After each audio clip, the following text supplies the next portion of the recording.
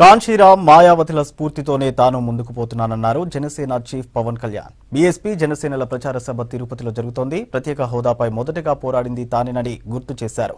మోడీ ఏపీకి చేసిన ద్రోహాన్ని మర్చిపోలేమన్నారు పవన్. ఈ సభలో పవన్ కళ్యాణ్ తో పాటు బీఎస్పీ చీఫ్ మాయావతి కూడా పాల్గొన్నారు. వైసీపీ నాయకులు గాని కరుణాకర్ రెడ్డి గారు గాని ఎవరైనా సరే ఏ నాయకుడైనా సరే మీరు ఒక్క చిన్న సైనికుడి మీద మీరు చెయ్య వేసినా ఒక్క ఆడపడి మీద ఒక్క మాట అన్నా ఎలాంటి చెప్తాను కరుణాకర్ రెడ్డి గారు. మీ అందరి అహం ఏంటంటే మీరు పాలించడానికి పుట్టిన వాళ్ళు, మేము మీ కింద బానిసలుగా బతకాలన్న ఒక్క ఆలోచన మాకు లోపల ఆవేశం, ఆ ఉద్వేగం, కోపం ఉంది, మాకు క్రోధం ఉంది. కాకపోతే మీలాగా మేము రోడ్ల మీదకి వచ్చి గొడవలు చేయం. కాంశీరామ్ గారు లాగా, కాంశీరామ్ గారు ఇంత బలమైన మార్పుని మాన్యావరి కాంశీరామ్ గారు ఒక్కరోజు ఒక కేసు లేదు, కానీ సమూలమైన మార్పులు తీసుకొచ్చారు. దేనివల్ల? ఓటు అని ఒక మార్పు, ఓటు అనే ఒక ఆయుధం ద్వారా. నేను గాని చంద్రబాబు నాయుడు గారు గాని మోదీ గారు కానీ ఇలాంటి సభలో కూర్చొని అందరూ మాట ఇచ్చారు. పవన్ కళ్యాణ్ దేశభక్తుడు, పవన్ కళ్యాణ్ మేమే ఆశించాడు. అది మేము ఇలాంటి ఉన్న ఆంధ్ర రాష్ట్రానికి మేమందరం అండగా నిలబడతాం.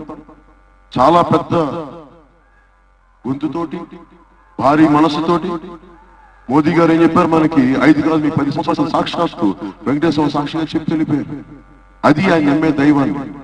మాట విలువ లేదు. చట్టసభలో ఉండే మాటకు దానికి ఒక శాంటిటీ, పవిత్రత లేదు. ఈయన్ని పోని వదిలేసి నేను చేయలేకపోయాదని కూడా చెప్పారు. పోనీ తెలుగుదేశం చేస్తుందా అంటే, ఈ రోజున తెలుగుదేశం ధర్మ పోరాట దీక్షలు అంటారు. జగన్మోహన్ రెడ్డి గారు నిలిచానని చెప్పేసి ఊగిపోతూ ఉంటారు. మీరు తెలుసు కదా ఇంతమంది ఉన్నారు. అసలు 3 సంవత్సరాల క్రితం స్పెషల్ కేటగిరీ స్టేటస్ ని బయటికి తీసుకొచ్చిన వాడు ఎవరండి? జనసేన కాదు, మనం కాదు. ఆంధ్రప్రదేశ్ లక్నోలో కలిసినప్పుడు ఆంధ్రప్రదేశ్ చాలా వెనకబడిపోయింది ఆర్థిక అభివృద్ధిగా, ఆర్థిక పరంగా. ఏదో చెయ్యాలి మీకు అందరికీ ఉండాలని అంటే, నిన్న ప్రెస్ మీట్ లో మాట్లాడుతూ నేను చాలా ఆశ్చర్యపోయాను. యాక్చువల్ నేను బహెన్జీ మాయావతి గురించి నేను ఆశించలేదు. స్పెషల్ కేటగిరీ స్టేటస్ కోసం నేను నిలబడతాను, చేయిస్తాను మీకు. అంత బలమైన మాట ఆవిడ. ప్రతి చోట, ప్రతి మండలంలో మంచినీటి కొడుతుంది.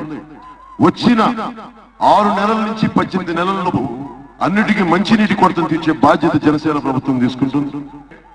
ఎక్కడైతే కోఆపరేటివ్ షుగర్ మిల్స్ కానీ ఇవన్నీ తిరిగి తెరిపించే బాధ్యత. తిరిగి విజయ డైరీని చంద్రబాబు గారు హెరిటేజ్ ఫ్యాక్టరీ చంపేశారు, విజయ డైరీ. అలాంటి విజయ డైరీని తిరిగి బలంగా మనం తెరిపించే బలంగా ముందు తీసుకెళ్దాం.